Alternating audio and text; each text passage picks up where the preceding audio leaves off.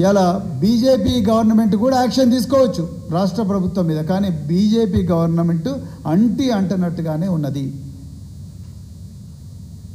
మొత్తం కూడా ఈరోజు తెలంగాణ రాష్ట్రంలో మరి ముఖ్యంగా రేవంత్ రెడ్డి గారు ముఖ్యమంత్రి అయిన తర్వాత అసలు ప్రజలకు ప్రైవసీ అనేది లేకుండా పోయింది.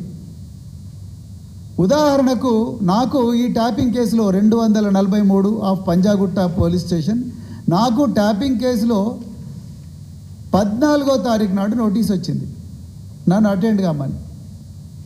ఈ 14వ తారీఖు నాడు నోటీసు రాకముందే 7వ తారీఖు నాడు తెలంగాణ గడ్డ మీద 10 సంవత్సరాల నుండి ఆంధ్రజ్యోతి అనే పేరు పెట్టి నడుపుతున్న ఒక పత్రిక వారం రోజుల ముందరనే నాకు నోటీస్ వస్తున్నట్టుగా రాసింది. అసలు సిట్టు నడుపుతున్నది పోలీస్ అధికారులా లేకపోతే ఒక దినపత్రిక యజమాని?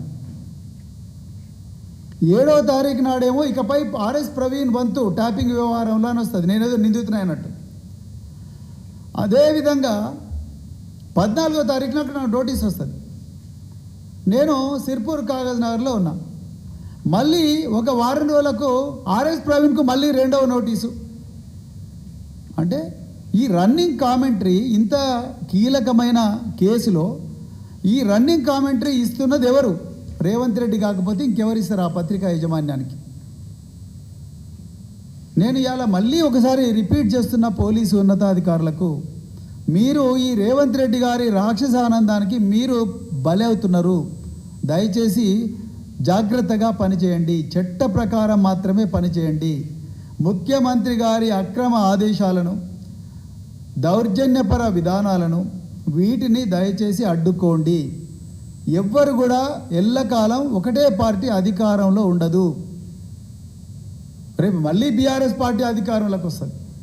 బీఆర్ఎస్ పార్టీ అధికారంలోకి వచ్చిన తర్వాత చట్ట వ్యతిరేకంగా పనిచేసి ముఖ్యమంత్రి మెప్పుకోలు కోసం లేకపోతే మంచి పోస్టింగ్ల కోసం ఆయన ఇచ్చిన అక్రమ ఆదేశాలను కూడా పాటిస్తూ ఆర్టికల్ 21 రాజ్యాంగం ఇచ్చిన right to life and personal Liberty అనే హక్కు, అంటే రైట్ టు ప్రైవసీ అనే హక్కును హరించి వేసిన ఏ పోలీస్ అధికారిని కూడా వదిలే సమస్య లేదు. మీరు చట్ట ప్రకారం చేస్తే తప్పకుండా గౌరవిస్తాం, మీకు తప్పకుండా శౌర్య పథకాలు ఇస్తాం, సేవా పథకాలు ఇస్తాం, ఉత్తమ సేవా పథకాలు ఇస్తాం. ఇంకేమైనా గొప్ప పథకాలు ఉంటే అశోక్ చక్ర లాంటివి అవన్నీ కూడా గవర్నమెంట్ ఆఫ్ ఇండియాకు రికమెండ్ చేస్తాం. కానీ దయచేసి ఈ ముఖ్యమంత్రి అక్రమ ఆదేశాలను పాటించడం మానుకోండి. ఈ ఫోన్ ట్యాపింగ్ వ్యవహారం అంత మంచిది కాదు. ఇది దేశ భద్రతకు సంబంధించిన వ్యవహారం. నిజంగా కేంద్రంలో ఉండే బీజేపీ ఇది దేశ భద్రతకు సంబంధించిన వ్యవహారం, దీని గురించి ఇట్లా రన్నింగ్ కామెంటరీ పెట్టకూడదని ముఖ్యమంత్రికి చెప్పాలి, ఇక్కడ ఉన్న డీజీపీకి చెప్పాలి. కానీ ఇవేవి కూడా కేంద్ర ప్రభుత్వం, బీజేపీ ప్రభుత్వం చెప్పడం లేదంటే కేంద్ర ఫోన్లో ఉండే మోడీ, అమిత్ షా సర్కార్, రేవంత్ రెడ్డి సర్కార్ ఇద్దరు కూడా ఒకటే. నాకు డౌట్ వీళ్ళు రాహుల్ గాంధీ ఫోన్ కూడా మానిటర్ చేస్తున్నాడేమో నాకు డౌట్గా ఉన్నది.